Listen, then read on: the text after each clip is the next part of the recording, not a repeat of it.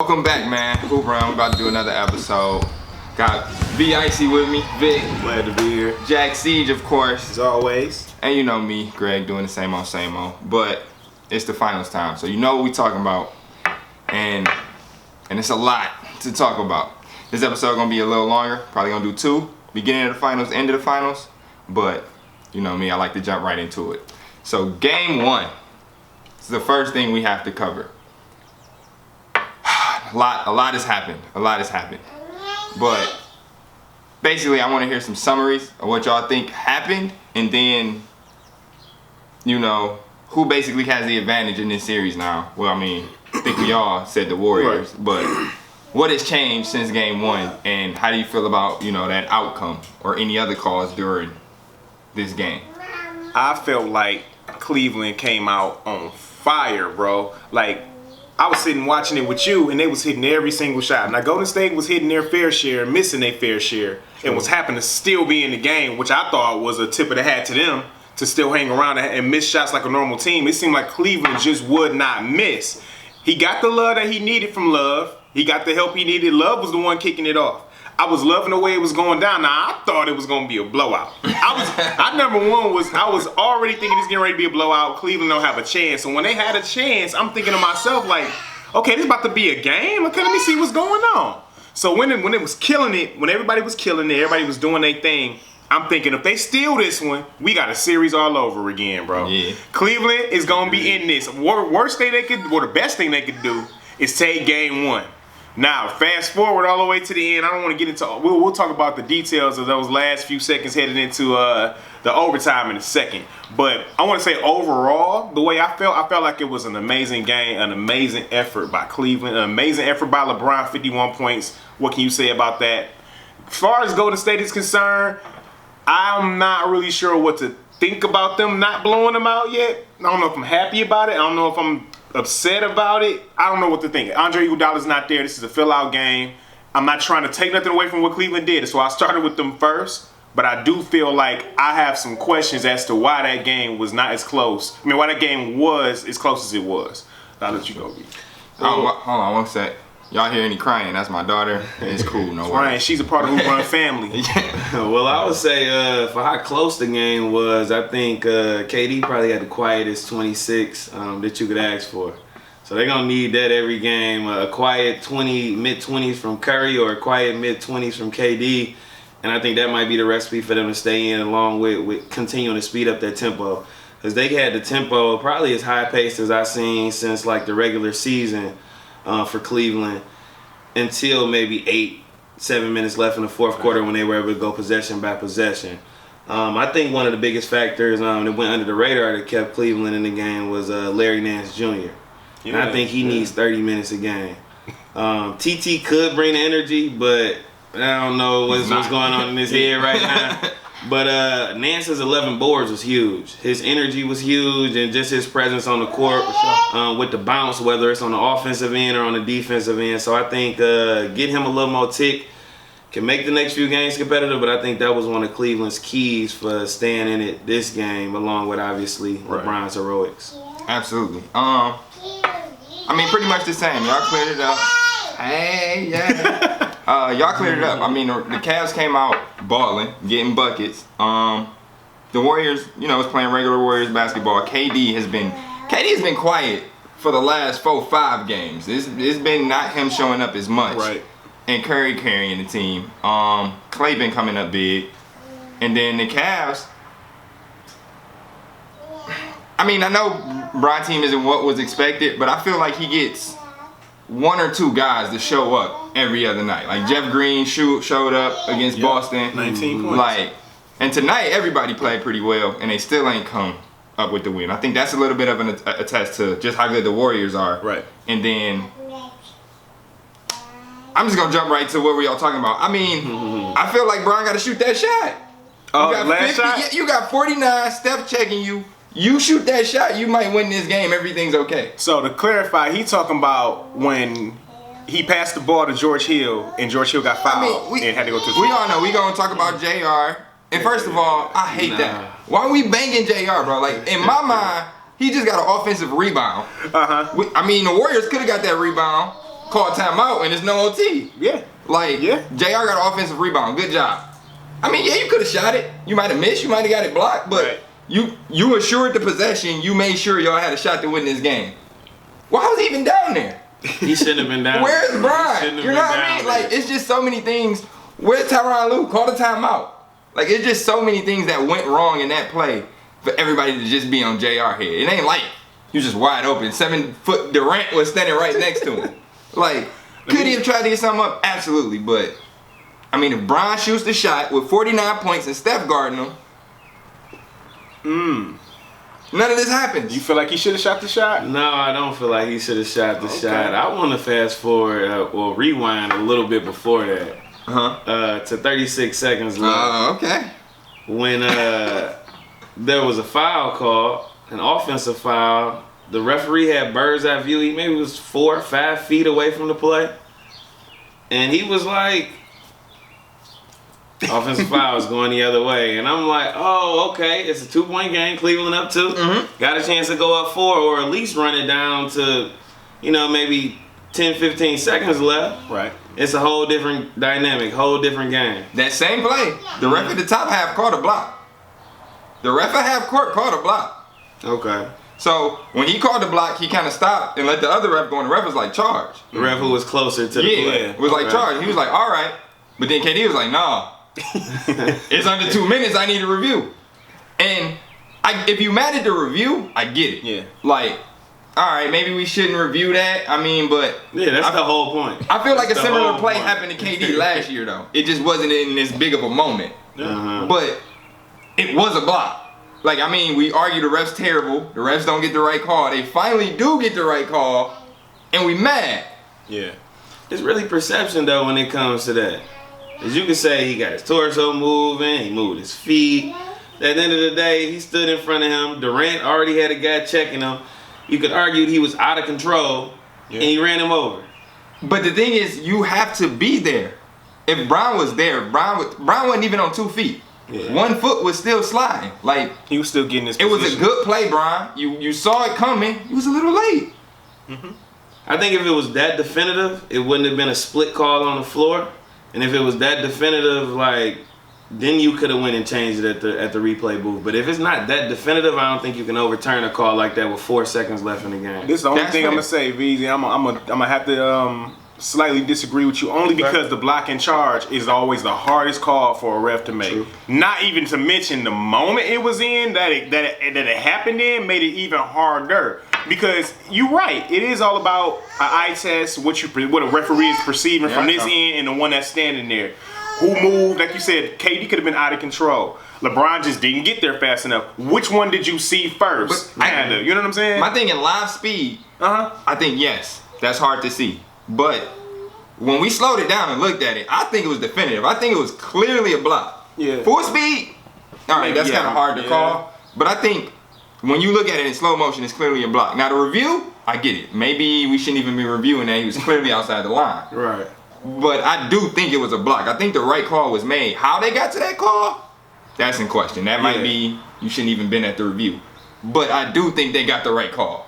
Yeah. It was a block. Yeah, I just want to say, just again, that block charge thing, it's always going to be a big Tight. deal. You know what I'm saying? Like, whether it's the first 6 minutes of the game or whether it's the tight spot of the game right then and there, they always have a hard time getting that right. So I can't disagree with you. I can't disagree with you. Open to interpretation. Now, I want to mention what we said about the shot thing. He should have shot that ball.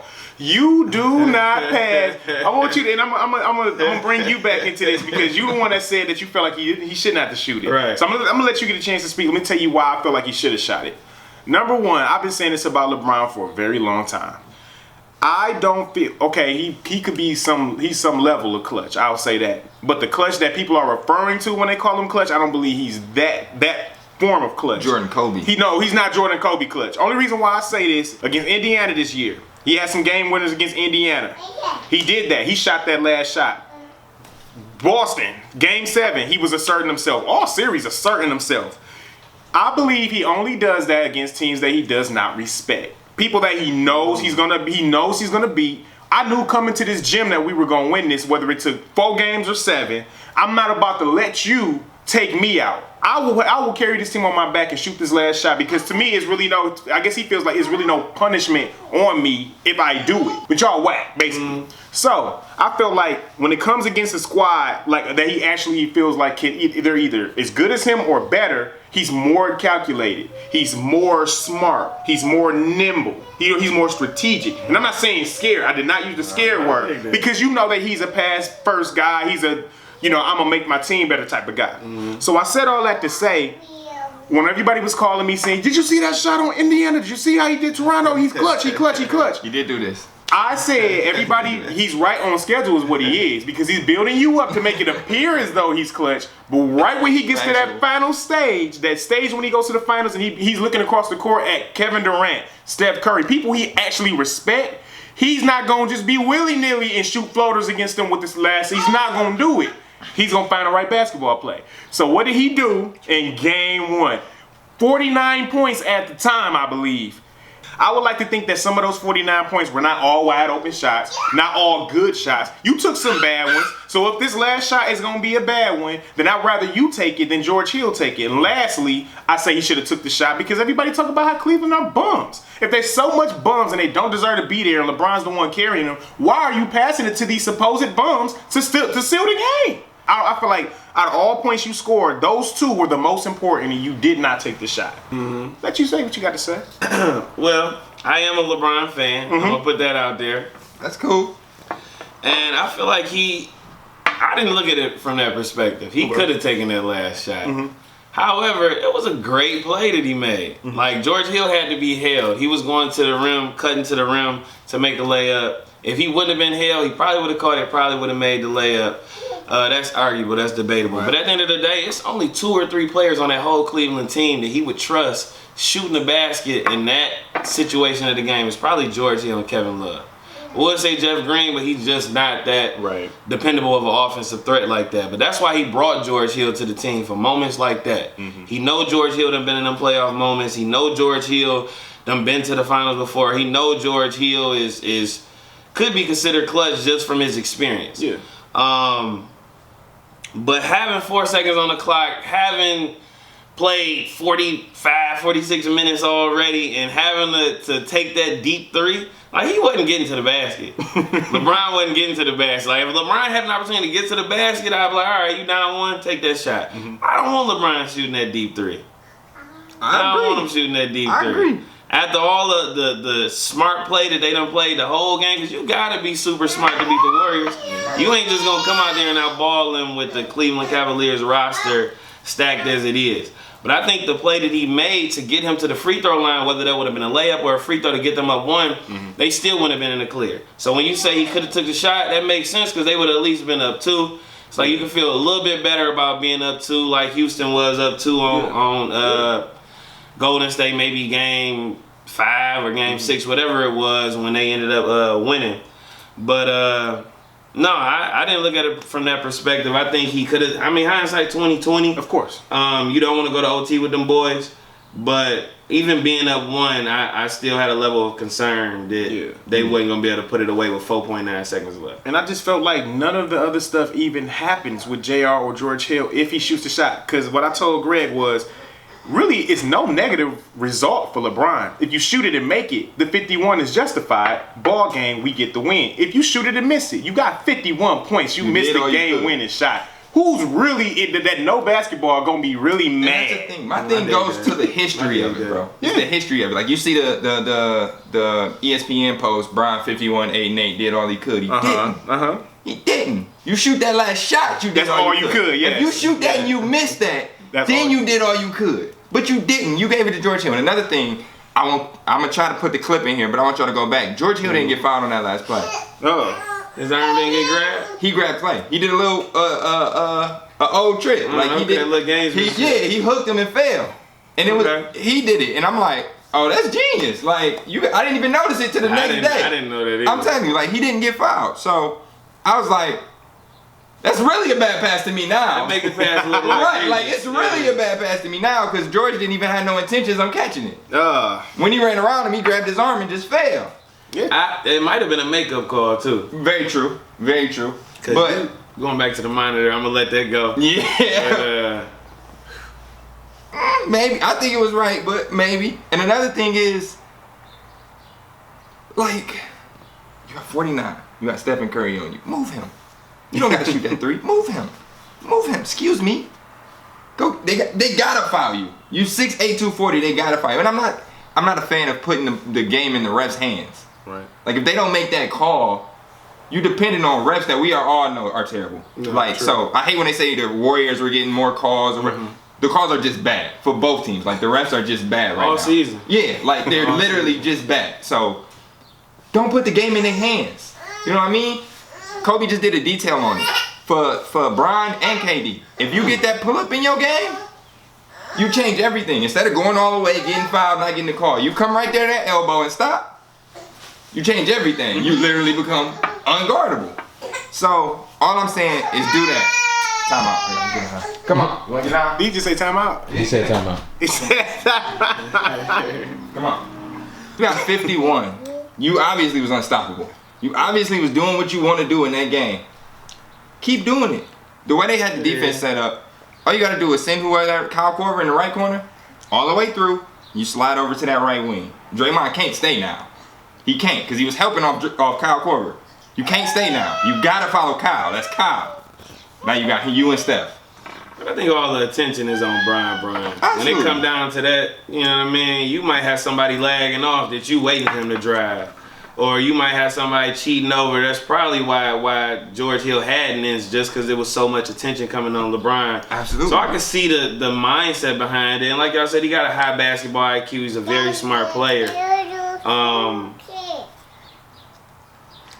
I'm sorry. I don't think that's a smart play. I don't see the 3-point shot down one, and I don't see no way he could have got to the lane and got a shot that he's comfortable with. He couldn't have got that little fall away, I know what you're little talking fadeaway that he liked to shoot, and he couldn't have got on the block. I don't really want him shooting the jumper like I that. completely agree with you. Like I don't want him shooting that three either. But this is off basically the fan standpoint. This is what people. LeBron is the GOAT. LeBron is the greatest ever. Jordan would have found a way to make that happen. Kobe would have found a way to make that happen. If y'all gonna put him in that status with them, then you gotta find a way to make that happen. Now, if y'all want to just admit that he's the best Pippen ever, then we don't have no conversation. You absolutely right. Good pass, good play. If you want, but if you gonna put him in that GOAT conversation, that's your job. Can you imagine the amount of pressure he just put on George Hill and JR? Like, can you imagine that? We didn't expect to be in this game. People thought we was gonna get blew out. You just went for 51. We like, Brian got us. And then in the last 5 seconds, you say, no, George Hill, I need you to finish this for me. I have 51, but the two most important points that I could make, I'd rather not. That's how I look at it. Like, George Hill did to me what a George Hill kind of you would expect to do.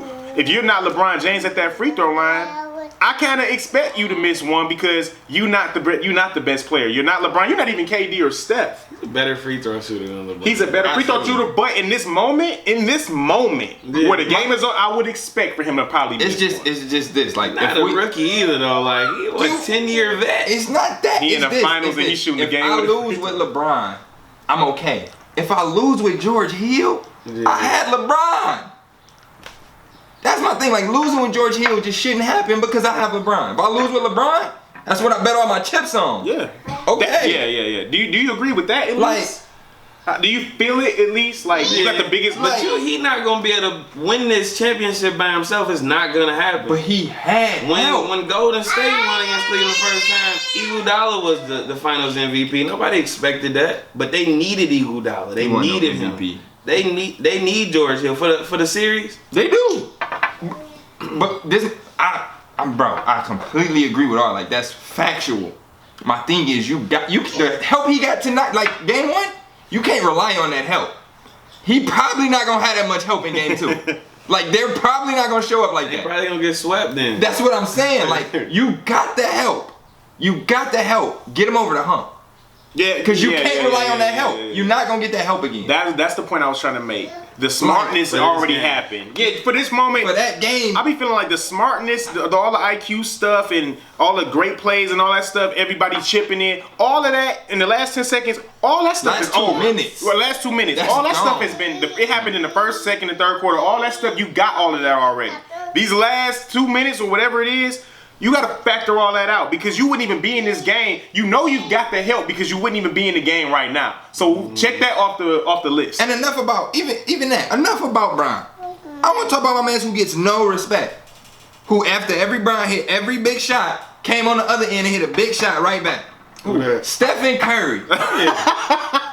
Balling.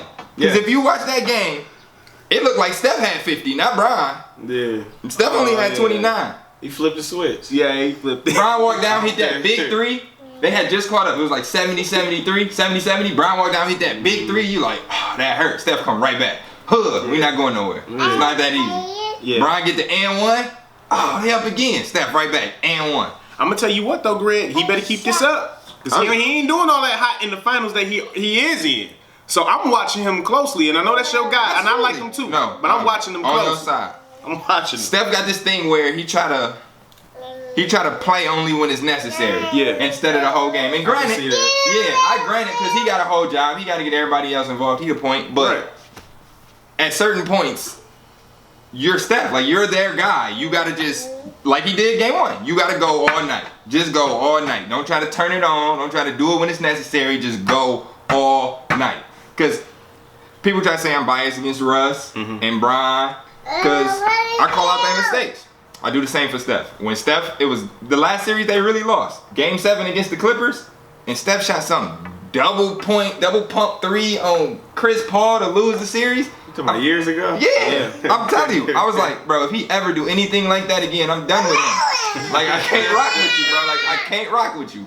But he done been to the final 6, so I'm not mad at him. But, like, I want brooms.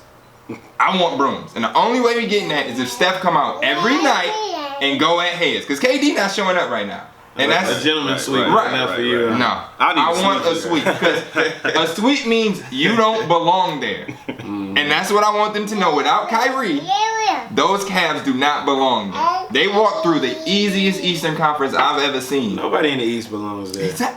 That's all I'm saying. But Brown fans will say Kyrie don't matter. Kyrie wasn't important. Boston made it without him. This is just a repeat of last year. These same two teams was in the conference finals. And they will keep being if nothing changes. It's not because Kyrie trash or it wasn't important. It's no Eastern Conference. All right, so wait. We talk about brooms and who loses, who wins, and that. Then let's talk about legacy then. If Golden State got this supposed super team now, and they've been to 3 finals before this, what is their legacy now? Before we even go there, how do you feel about Golden State? Do you feel like they're a super team? Yeah, that's a good question. Yeah, I feel like they're a super team. Right answer. And I also feel like LeBron kind of started the super team trend as far as being able to choose where you want to go. Not Boston? Or Being a LeBron fan and being able to say that, baby? No, I mean, no. I'm talking about the Ray Allen and Paul Pierce. Are you sure? Because I'm telling you what people gonna say to what that. stage of their career they was in. I agree. I didn't chastise you for no reason. I was hoping you had the right answer. I feel you. I mean, Kevin Garnett was a little older. Ray Allen was old. Y'all hear this, bro? This from a Bron fan. Paul Pierce, he was like at the end of his prime. Yeah. So I feel like they were balling. They were at a good time in the NBA too. I don't feel like it was that many good teams they was playing. I don't feel like that Kobe and Gasol team was that great when they won that championship. But back to the super team topic as overall, LeBron started it. I think it was made a little easy because I was pissed when he did it. The decision and everything, I said that's weak.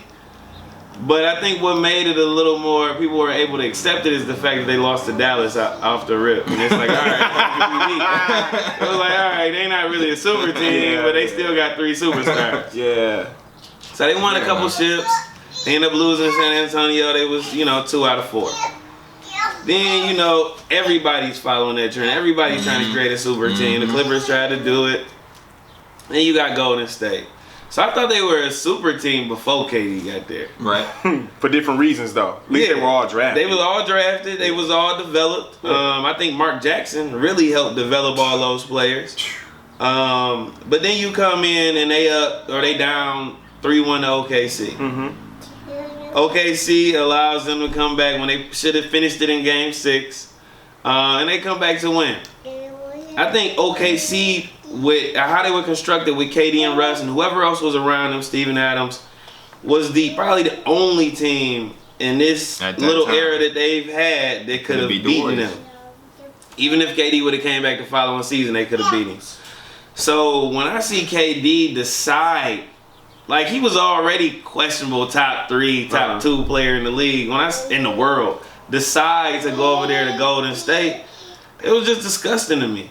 Like, and it was disgusting when they won the first championship. It's disgusting now. I'm not mad at you, And man. they unstoppable because KD ain't even, like, he had a quiet 26. But if he was on without Andre Iguodala, like, every game.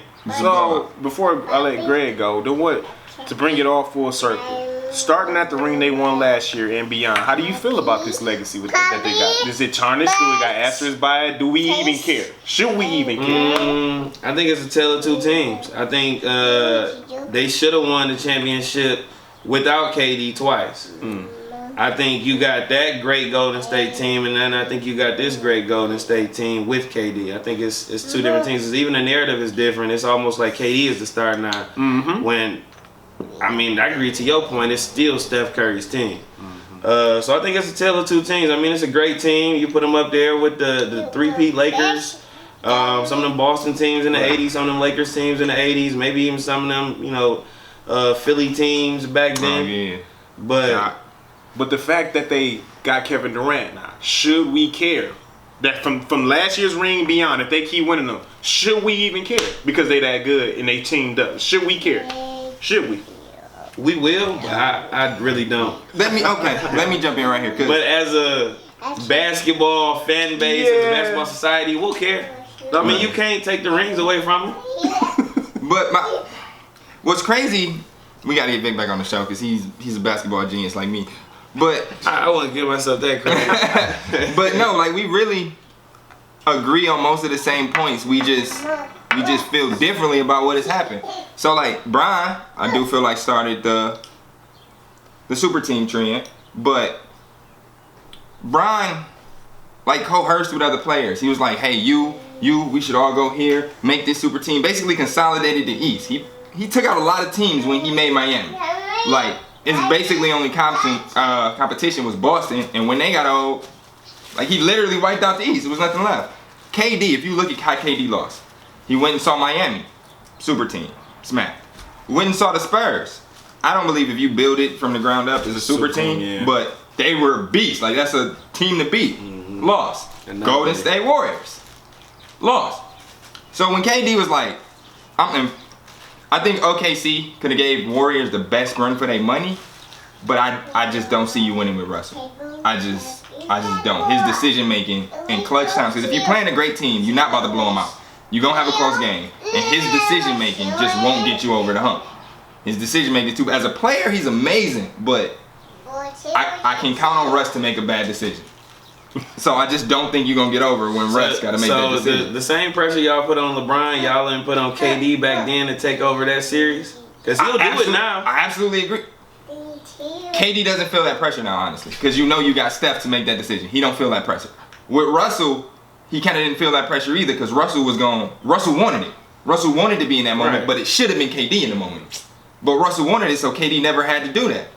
And like, that's a credit to Russell and a problem to Russell. Like, I commend you for wanting that moment. That's what we want from a player. But unfortunately, your best player is KD. It's not you.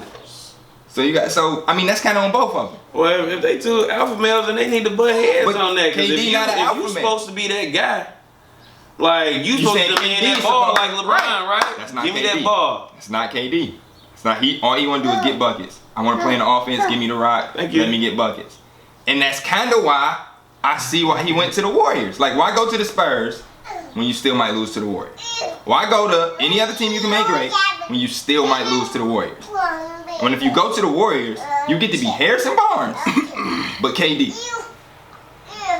You got to do no work. And don't get me wrong, it's gay. It's the weakest move ever. I'm not excusing I it. can't get in KD mindset. I can't relate. I'm to not KD. excusing it. It's gay. It's the worst thing you could have did. But I get why he did it. Bro, all I'm saying is if you hate what KD did, you gotta hate what Brian did. And if you hate what Brian did, you gotta hate what KD did. Because they both weak moves. So then, on the opposite end of the legacy, then we talked about the Warriors. Now, what about Cleveland? What does this Hold on. mean? Go I ahead. got one more point I wanted to make. Go ahead. I don't know. I think I told my man's Jay Dunn though. I said soon as Steph went to the finals the first time, they was going 4 times. I said they gonna go 4 straight times, and it's gonna be a problem. I had no idea they was gonna get KD. I said Steph was gonna mess around and be the next Jordan because he was gonna rearrange the league. He was gonna be the first person to go 4 times in a row, and it was gonna be like he might not ever be better than Jordan, but you was gonna have an argument for a dude who revolutionized the game, won 2 MVPs, and went to the finals 4 times. KD came and literally ruined all that. We can't even have that narrative no more because you literally got 2 of the best players in the league on one team. And to your question, you talked about the Warriors' legacy. I think with the individual Warriors players' legacy, I think it kind of waters off all of their legacies down. Maybe everybody but Draymond.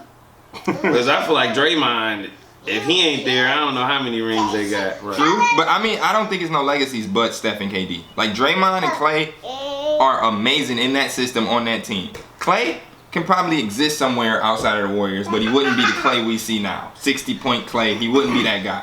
I feel like Draymond, I don't even feel like would have got a shot. I think Draymond belongs in the league. That's disrespectful to Draymond Green. No, I think it's disrespectful to the team. That's very disrespectful. I think it's disrespectful to the teams because I think the Spurs, Utah,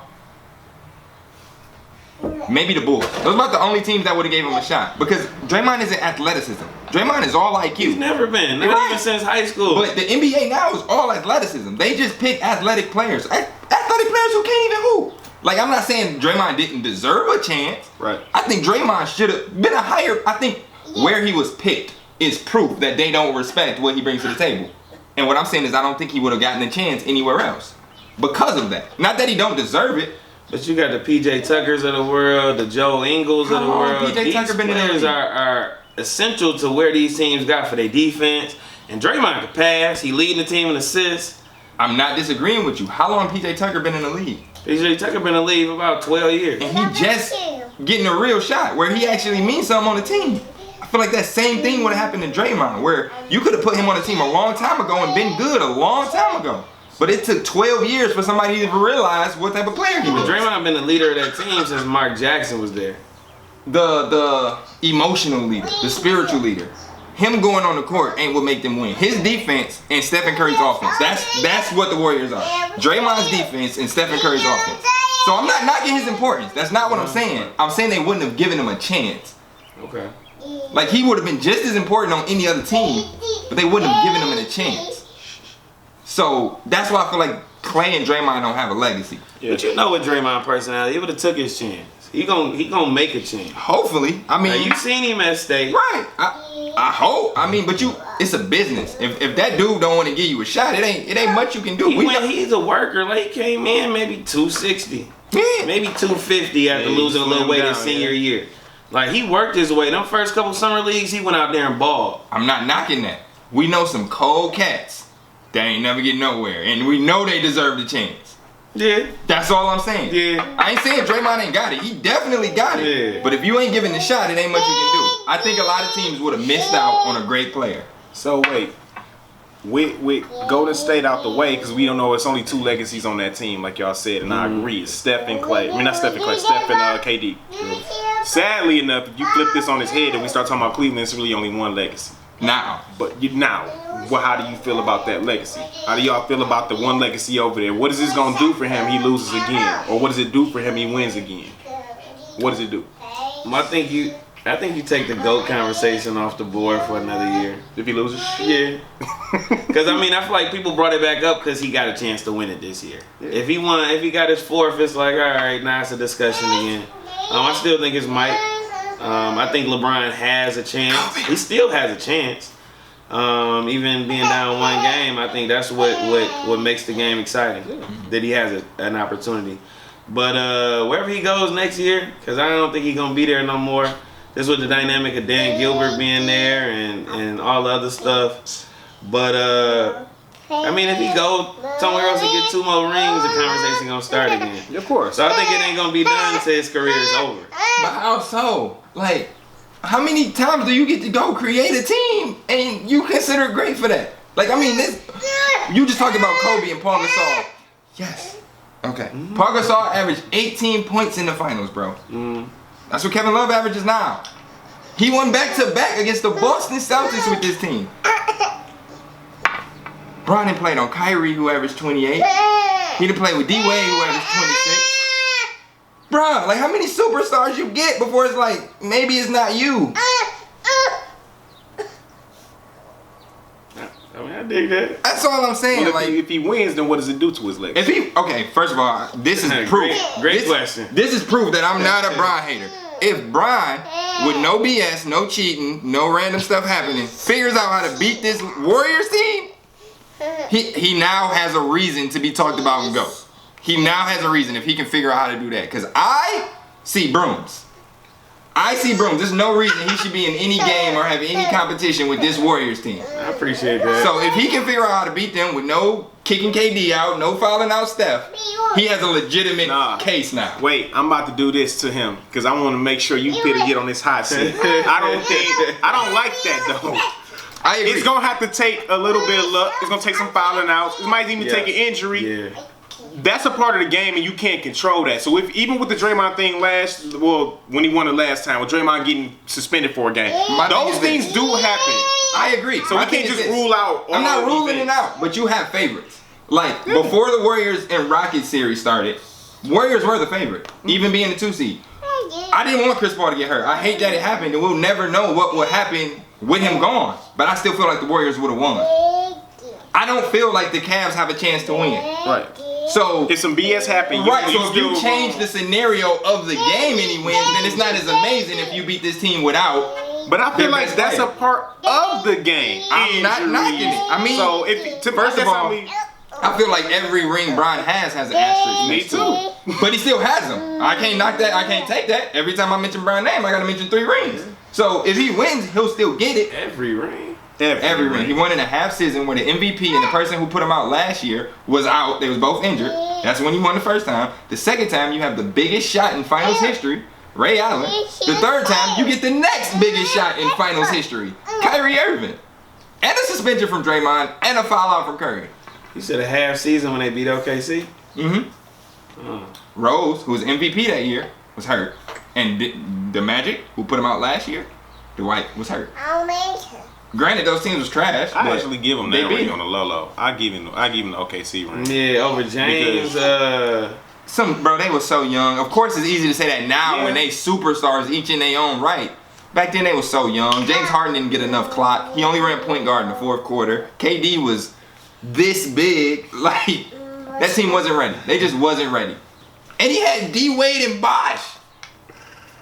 Nah. I'm gonna say, Nah. as far as legacy concerned, I feel like if he wins the ring this year, maybe I'll think about what I think about it, but it ain't gonna really, to me, it's not gonna really change anything. If he loses it, I mean, the same thing. He just loses yet another finals, and to me, greatness and legacy, 2 different things. His greatness is never going to be denied. That's going to live forever. We know that now. The legacy we'll talk about once he retires. That's the only way you're going to ever find out what anybody's legacy is. They said, and I didn't even know this, of all the people that won one, he will be the 2nd worst to win a championship if he loses this year. I mean, I think he's there right now, but obviously He's 4th. He's 4th. But he'd be the 2nd worst to ever win one. Jerry West being number 1 on that list because he went 9. He lost 9 and only won 1. LeBron would have went 9 times, only came back with 3. You know what I'm saying? So to me, that's what's gonna be most important about his legacy is the fact that how you go 9 times, you made 3 different super teams, and you still only managed to come out with 3. I feel like it's a knock on the legacy. How can you be GOAT with that big of a blemish? You know what I'm saying? Like, yeah, finals do matter, bro. They all matter. And the fact that you're going that many times. And it's other GOATs that been as many times as you. With Magic going 9 times and Michael going 6 times and Kobe going 7 times. All of them are above 500 and you way below 500. It's a knock. But I'm going to say this. At the end of the day, he's still in my top 5 and that ain't got nothing to do with finals record. Stand All time? all time, bro. He's top 5. By 2018, yeah, I was about to say, by 2018, if he ain't in everybody's top 5. Yes. I'm sorry. He's got to be in everybody's top 5 by now. Based off what? Based off of That's hilarious. everything Based that he off what? does, everything he's done and everything he's doing. Based Like, off what? who is who? That's a whole other conversation. That's a whole other conversation for another day. Just let me ask you this. You picking Bron or over Shaq? I'm picking Bron over Shaq, yeah. Based off what? The minute that he got just 1 ring less than Shaq, he got in the neighborhood of Shaq. I took Shaq out. But when you put any superstar with Shaq, You damn near got a ring. Yeah. You put 2 superstars with Bron, and it's still in question. But Like, I'm facts. gonna tell you exactly why I took Shaq out. Because Shaq was my number 5. The reason why I took Shaq out was because number 1, he already didn't have the This is statistics what and I'm the saying. records that LeBron Shaq had. not in my top 5. Oh, well, that changes everything. Exactly. Like, why? I don't even put Bron over. Like, Bron. You can put Bron over Shaq. I wouldn't be mad at that. But they're close. They're in the same vicinity. I don't think so no more. Off numbers. Off numbers and rings, yeah. Numbers don't matter. He has nothing. He cannot hold a candle to LeBron in any records or stats. That's what I'm saying, but And then he's numbers got don't only matter. one less ring. Numbers don't matter. Isaiah Thomas said it himself. If he wanted to go out and get 15 assists a night, he could have did it. But that doesn't win games. It's not about numbers. It's about winning games. Okay. Brian came out and said, "I'm gonna get these numbers." He ain't come out and say, "I'm gonna win." That's what takes the most away from Bron's legacy to me. Is that he decided I'm gonna manufacture this career rather than I'm gonna win. You say you manufacture? No, you can't. Hold on. You can't tell me that Brian don't like. Remember when you was talking about he shoot those shots on lesser teams? Yeah. I don't even think it's that deep. Brian plays not to lose. When the game's tied, he'll shoot that shot. If you look at all them shots, game was tied. It's no pressure. You missed the shot, you keep playing. It's no fault of No Brian. pressure. No pressure. no What's the pressure. pressure? If you miss, we still If playing you miss, anyway. we go to OT. He was down 1. He passed the ball To George Hill. and this has happened multiple times. He plays not to lose. That's how he plays. I'm gonna go get my 30. I'm gonna go get my 10. Then we gonna play after that. We gonna play regular basketball and see what happens. He's not gonna get you over the hump. Like Kobe will come out and say, "I'm gonna score until we win." Or Rondo's getting all the boards. I'm gonna go get 15 boards to win this game. He'll do what's necessary to win. Bron's gonna give you 30, 10, 10, no matter what happens. If all you need is 40 from Bron, you might not get it because he's gonna give you 30, 10, and 10. If all you need is 20 points and 15 rebounds, you might not get it because Bron's gonna give you 30, 10, and 10. It's already determined. Bron isn't coming out to win the game. Bron's coming out to do his part and hope y'all show up. Yeah. That's my biggest problem with him. Shoot 18. He great. 20 So shots. he point shaving and throwing games basically. I wouldn't say that. He's I not wouldn't say throwing it. that, no. That's not what I'm saying. But he's not asserting himself to win. If it comes to a possession where, for example, if y'all on a run, say 70-76, the other team up 6. Bron to come down and shoot a big 3. If it's 76-76, Bron to come down and shoot a big 3. If they're on a run, if Bron is up 78-76, the other team going to run, tie it up, Bron's not gonna shoot that shot. I think you're diminishing his body of work, man. Like over 15 years, he's done way too much.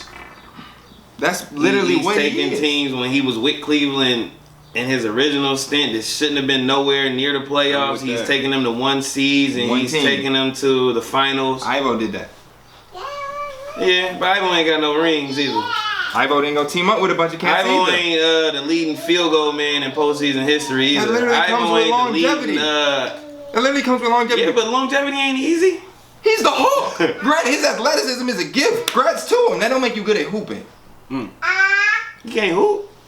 Can he dribble? Okay, so he was bouncing it high in game 1 a little bit. All right. He got post game? Yes, he does. He got post game Look, now, banging bro. somebody That's down not a low post and move. putting That's the ball in. banging. A post move is what Hakeem used to do. The dream shake, KG, little. That's his This post game ain't game. gonna look exactly like It that. ain't gotta look exactly. He fade, don't. What's his move? And he can pass out the Everybody post. gotta Post move. game ain't just being able to hit hook shots and being able to pivot. It ain't, but that's a part of it. He doesn't have any of it. What's his move? What does he do in the post? Last time I seen he travel, trying to do a drop step. Like, He got a post game now, man. It no, just he don't. don't. It just He results in goes a fadeaway. post now. Yeah, that's what I'm All right, saying. that's not a post game. He need to use it more. Agreed, but he doesn't have a game. He knows that. I don't have a post game. I can't go down there more. All I'm gonna do is just fade away. If I'm not stronger than the person, I don't have nothing. I think the post game is more taxing on his energy than having the ball out high. That's because he doesn't have moves. That's why. Like, I'm not disagreeing with you, but if he had a move, if he could bang you, and when you bang back, he spin off. It's not a lot of work. Well, every time you go down there, he gonna get touched. Agreed. It's probably a 33% chance he gonna get a whistle when he get touched if he down there posting up. But don't act like 70% of his shots ain't in the paint. He's still going down there. Yeah. When he can cut to that lane and get a nice little layup, do a little jelly going to the cup, he'll do that.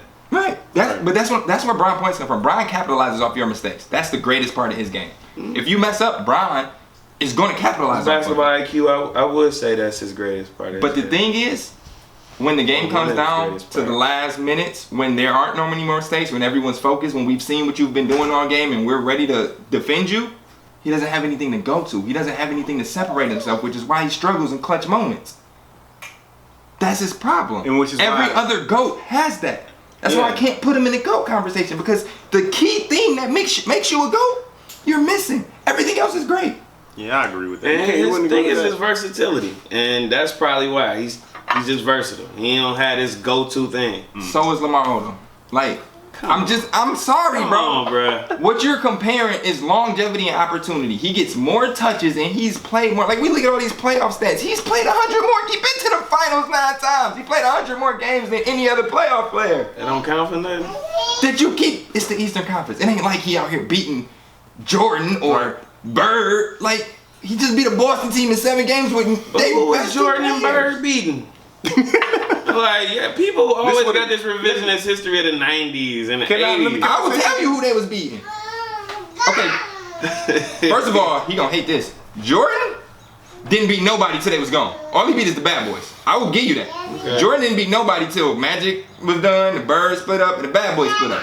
I will give you that, but he still plays some Eastern Conference teams like the Orlando Magic. Still plays the New York Knicks. But in the finals, You easy talking money. about the Magic team that beat them? He beat them the next year. So yeah, but granted, in the finals most of the time, Jordan only played 1 or 2 teams that he that. What about Kobe? Kobe was taking down some monsters. I don't want to talk about Kobe first. Exactly. Kobe. You're not gonna like what I gotta say about that. I already know what's gonna say. It's cool. I mean, I've been bashing Brian. Go ahead and tear him up. I ain't gotta tear him up. He ain't worthy of this conversation. 5 rings. So this is what we gonna do, y'all. Who Run TV, you know what it is, you know where we at, you know what we do. Gonna always have a special guest for you, somebody that actually knows sports and know how to talk about it and ain't biased. It's cool being a little bit of bias, can't be 100% biased. Click the link, subscribe to everything, you see what we doing, you see the hash, you know the shirts, you know the name, you know the game. It's Who Run TV, baby. Out. Be back with another one. Peace. My guy. Live, baby. Killed it. Live. That was fun.